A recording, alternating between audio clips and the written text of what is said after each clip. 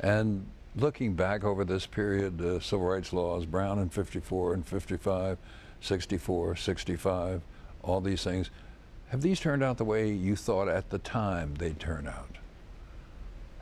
Yes. That is, have they accomplished what at the Yeah. time you may have thought they would? Yes, in terms of they provided access. I never had to doubt whether I was going to be able to apply to any college I wanted to apply to. It never occurred to me that I would be denied something like that, education, because of limitations that were put in place by law. All that was done, all that was sealed. It never, now, it doesn't mean that I didn't go south for the first time in my life with some trepidation. We were raised in the Northeast, and I didn't go south until I was an adult, and I knew the history books, and it made me nervous. But I didn't automatically assume that people wouldn't allow me to stay in a hotel. I didn't automatically assume that people wouldn't provide me with, allow me to get in any vehicle conveyance I wanted to.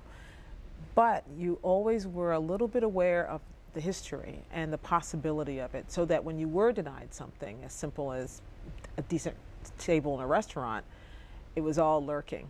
You all said, ah, it hasn't completely gone away. And in the Northeast, it had not completely gone away, so it wasn't just the South. But did you ever discover that what you thought was an aha moment turned out to just be, they just put me at another table? Yeah, probably. But except that with this, you have to you can't spend a lot of time assuming the worst about why people do things. It almost always has nothing to do with you and has everything to do with them. It has to do with their biases, with their constraints, with their inability to imagine anything more.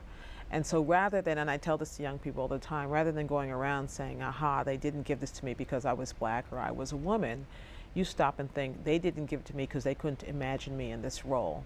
And it's my job then. It's a tougher job than my white counterparts have, but it's just what it is. My job is to force them to see me in a different role. And then you act on that.